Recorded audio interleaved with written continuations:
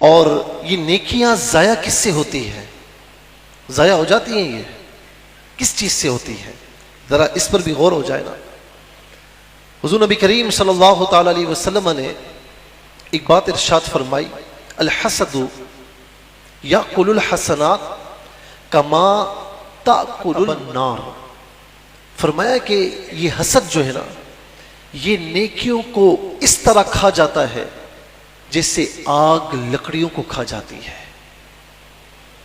کسی کا مال منصب چیزیں دیکھ کر حسد کرنا کہ مولا اس کو کیوں دیا، تو ہوتا کون ہے؟ تو اللہ کی تقسیم پر اعتراض کر رہا ہے، تو خالق و مالک کی تقسیم پر معترض ہے، تجھے شرم نہیں آتی؟ ہوتا کون ہے تو؟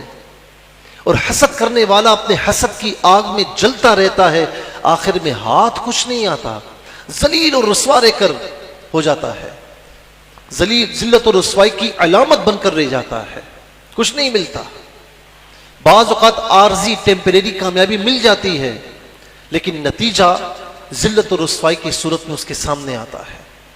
حسد نہ کیجیے، اس سے بی پی بھی شوٹ کر جاتا ہے، دل کے مریض بن جاتے ہیں، نت نئی بیماریاں لگ جاتی ہیں۔ کیا یہ اچھی بات ہو کہ حسد نہ کریں، رش کریں جو جائز ہے، مولا اس کو بھی عطا فرما اور مجھے بھی عطا فرما، یہ کیجئے نا۔ دوسری چیز صدقہ دیتے ہیں، لیکن صدقہ دینے کے بعد کیا ہوتا ہے؟ بعض اوقات اذیت دیتے ہیں، او تجھے بھی پالا، تیرے باپ کو بھی پالا، تیرے سارے خاندان کو آج تک میرا خاندان پالتا آ رہا ہے، اللہ اکبر، ساری نیکی ضائع۔ بعض اوقات احسان جتلاتے ہیں، یا تجھے شرم نہیں آتی، تو میرے پاس آ کر ایسی بات کر رہا ہے، میں کب سے تیری مدد کر رہا ہوں، تیری پوری فیملی کو میں پال رہا ہوں۔ تو میرا رب فرماتا ہے کہ یا ایھا الذین آمنوا لا تبطلوا صدقاتکم بالمن والاذی، اے ایمان والو لا تبطلوا صدقاتکم بالمن والاذی، تم جب نیک کام کرتے ہو، صدقہ وغیرہ دیتے ہو نا، تو احسان جتلانے کے ساتھ اور اذیت دینے کے ساتھ اپنی نیکیاں ضائع نہ کرو، نیکیاں اس سے ضائع ہو جاتی ہے۔ چوتھی چیز، تین چیزیں میں نے بیان کی، نمبر 1 حسد، نمبر 2 احسان جتلانا، نمبر 3 نیکی کرنے کے بعد، کسی کی مدد کرنے کے بعد اس کو اذیت دینا، نمبر 4 ریاکاری۔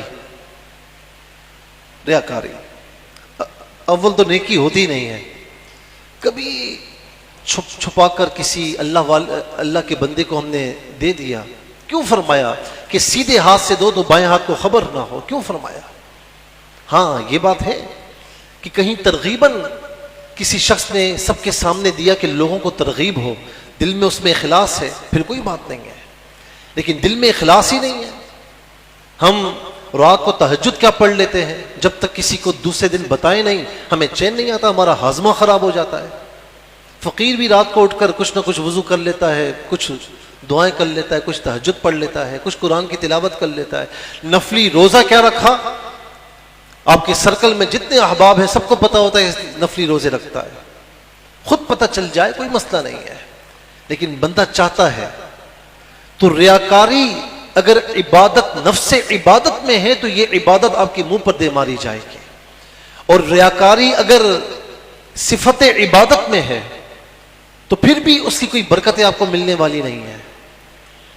روز قیامت جو اللہ تعالیٰ کے علاوہ لوگوں کو دکھانے کے لیے عبادتیں کرتا تھا نا، اللہ رب العالمین فرمائے گا میری بارگاہ میں کیا لینے کے لیے آیا، جا ادھر سے، تو نے مشہور ہونے کے لیے کی تھی نا عبادت، جا ان سے لے جن کے لیے عبادت کی تھی، میں تجھے کچھ عطا نہیں فرماؤں گا، کچھ عطا نہیں فرماؤں گا۔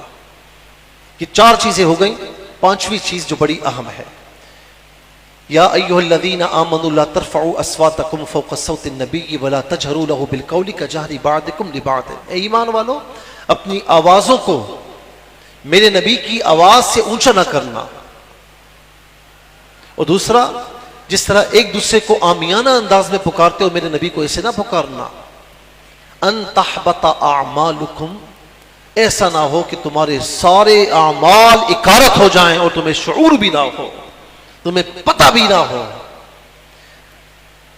تمہیں پتہ بھی نہ ہو۔ عقل کے ذریعے جو چیز حاصل ہوتی ہے اسے علم کہتے ہیں، اور احساسات کے ذریعے جو چیز حاصل ہوتی ہے اسے شعور کہتے ہیں۔